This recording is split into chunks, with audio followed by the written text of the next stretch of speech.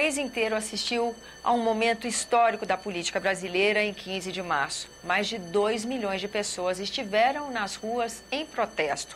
Aqui no programa Argumento, nós estamos ouvindo senadores para saber o que eles pensam desse momento, qual a análise dessa conjuntura e quais os desdobramentos que um movimento dessa importância vai ter na nossa política. Quem conversa agora conosco sobre o assunto é o senador Lazier Martins. Senador, muito obrigada pela sua presença aqui no nosso programa. A pergunta já está feita. O que o senhor acha desse momento e quais os desdobramentos os desdobramentos que se virão a partir daqui, né? Você disse bem, Tânia, um movimento histórico e um movimento cívico e um movimento patriótico e um movimento da impaciência. E algo jamais visto na história do Brasil. Eu acho que nem nas diretas, que na época eu já cobria como jornalista, houve uma coisa com um sentido tão intenso. Eu vi famílias inteiras, eu vi cadeirantes acompanhando o início da caminhada na minha cidade, Porto Alegre. Eu vi pessoas idosas, sinal de quê? Não um movimento político partidário, longe disso. Um movimento de insatisfação. Multidões jamais vistas a fazerem uma advertência, a darem um recado muito intenso de que não dá para continuar. O que cabe saber é se a presidente da República está ouvindo isso, está vendo e está disposta a mudar. Até esse momento não há sinal.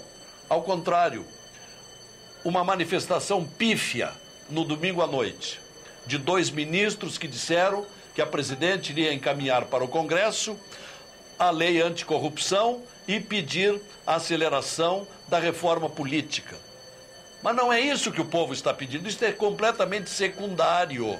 É importante, mas não é prioritário. O prioritário é mexer na economia, é cortar gastos, reduzir ministérios. O Brasil inteiro fala, não é possível viver num país com 39 ministérios. Não há verba para isso, não há nem como gerenciar 39 ministérios. E teria um efeito político, alcançaria a simpatia da população. Mas não é só isso. Cortar gastos daquilo que é escancarado e que não tem nada a ver, por exemplo, com os contratos, que é uma medida que pode ser tomada. Se a presidente chamar todos os contratantes com a União, inclusive as empreiteiras desonestas, desde que afaste suas diretorias ladras, porque não vai ser proveitoso para o Brasil ver a falência das 16 ou 30 maiores empreiteiras do Brasil, que haja mudança de diretoria e só assim o governo voltando a contratar, mas fazendo este chamamento e propondo a todos aqueles que têm contrato com a União uma revisão para baixo dos contratos, isso será muito mais econômico do que o tarifaço que a presidente mandou para o Congresso Nacional. É uma das tantas medidas. Restabelecer as verbas para a educação, já que ela dizia que faria uma gestão educadora, e aí faz o contrário. Então não é hora da presidente dizer que tem que fazer a reforma política e que tem que trazer para cá a lei anticorrupção. Isso tem importância, mas não é o prioritário, isso não é tarefa prioritária para a presidente da República. Ela parece que continua perdida. Ela parece que continua confusa, perdeu o rumo. E tudo leva a crer que o movimento do domingo, de milhões e milhões nas ruas, esse movimento das multidões foi apenas o começo.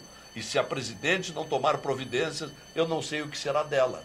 Eu acho que ela não terá alternativa daqui a pouco, a não ser renunciar. Senador, o que falta então são medidas práticas, né? Porque essa expectativa, por exemplo, de reforma política, projetos tramitando no Senado, vindo do Palácio Planalto para o Congresso, isso a gente já viu em 2013, não é isso? Claro.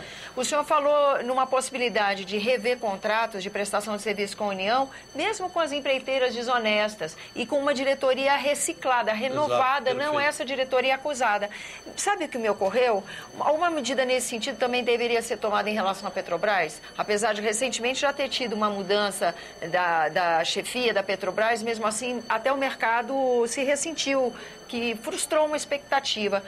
porque fim da corrupção foi uma das pautas das passeatas. Alguma coisa nesse sentido em relação à Petrobras ajudaria a presidenta? Ela mudou a diretoria da Petrobras, mas ninguém sabe o que estão fazendo. Parece que estão trabalhando em segredo. Se for por um prazo curto, até se admite. Estão fazendo uma auditoria, estão vasculhando para ver até onde foi o prejuízo. Mas, em seguida, tem que acontecer com a Petrobras aquilo que não acontecia há muitos anos, que era uma caixa preta. A Petrobras, como maior empresa brasileira, tem que ser completamente transparente, de tal modo que, inclusive, beneficie o consumidor brasileiro com o preço do combustível. Sim. Nós pagamos muito caro pelo combustível. Os países produtores de petróleo de várias partes do mundo têm um combustível barato, tem o gás barato, tem o diesel barato. Aqui acontece o contrário. Aumentam o diesel, afetam os caminhoneiros e os caminhoneiros ameaçam de novo paralisar o Brasil, o que não está descartado. Então... Essa é uma decisão que está em suspenso até dia 26, então, né? Então, tudo isto, Tânia, mostra um governo que parece que está sonhando, está delirando, tamanha sua insensibilidade. Agora, em relação ao Congresso, a gente não viu diretamente o Congresso atacado por esses mais de 2 milhões de pessoas. Aqui no Senado Federal, desde segunda-feira 16, há uma profunda reflexão sobre esse momento político, que divide opiniões. Há quem diga que esse protesto, de alguma forma, se estende ao Congresso, há quem diga que não. O papel de interlocutor do Congresso se renova? A possibilidade de resgate do respeito, da credibilidade da classe política, do parlamento, pela sociedade, há uma chance maior agora? Como é que fica o Congresso nesse momento? Bom, eu entendo, Tânia, que o Congresso também está precisando de uma depuração. Uhum. Não é por acaso que nós temos vários deputados e senadores envolvidos nas investigações. Sim.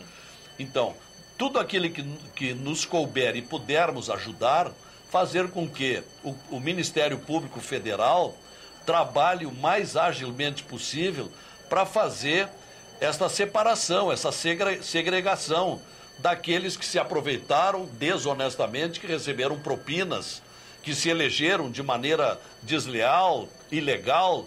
Se for o caso, temos que fazer isso, porque a população reclama também. Felizmente, na hierarquia de valores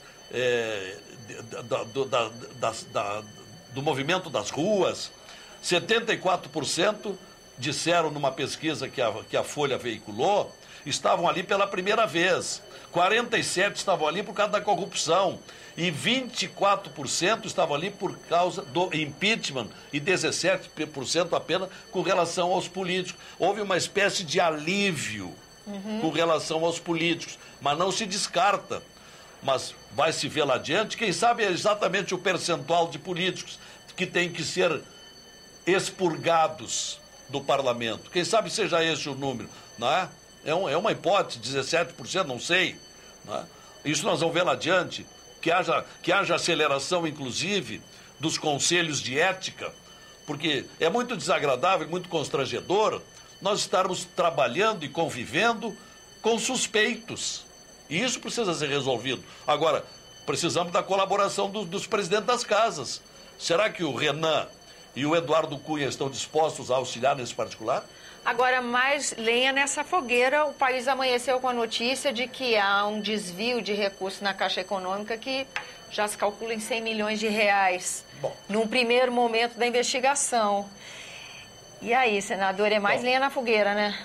E não é de duvidar, porque a boca pequena, e agora vai começar a surgir a boca grande, se diz em vários meios e reuniões de bares, de ruas, de esquinas, que se mexer nas 5 maiores estatais do Brasil, tem desvio. Não é apenas na Petrobras. E o BNDES? Por que não querem ajudar a criar aqui no Senado a CPI do BNDES? Eu assinei requerimento do senador Caiado, mas paramos na 19ª assinatura. Faltam 8. Por que não vem? Por que não ajudam? E depois, além do BNDES, o Banco do Brasil, a Eletrobras, a Caixa Econômica, eu acho que o caminho é esse. Ali adiante nós vamos ter que vasculhar tudo isso. A expectativa, então, ainda é de muita investigação, né, senador? Olha... O país está em xeque. Quem leu, Tânia, o processo dos Manipuliti, das mãos limpas da Itália, percebeu que o trabalho durou 8 anos. Talvez nós não precisemos tanto, mas eu acho que 3 ou 4 anos de processo, depuração, isso vai ser inevitável. Isso eu acho que é uma coisa que a sociedade vai ter que aprender a conviver sem achar que é impunidade, né? Sem achar que isso está rendendo, está cozinhando ali, está deixado para lá, né? Isso agora, é uma coisa desde delicada. Que a gente saia com um Brasil mais limpo lá adiante, que tudo isso aconteça. É o ganho. Exato. Senador, muito obrigada pela sua presença aqui no nosso programa.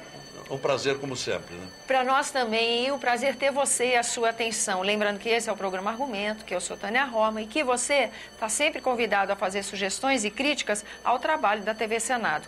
Para isso, 0800 61 2211. Se você quiser rever esse programa ou outro dessa série que estamos fazendo sobre os senadores interpretando esse momento povo nas ruas e outros dos nossos programas da grade, senado.leg.br/TV. Até a próxima.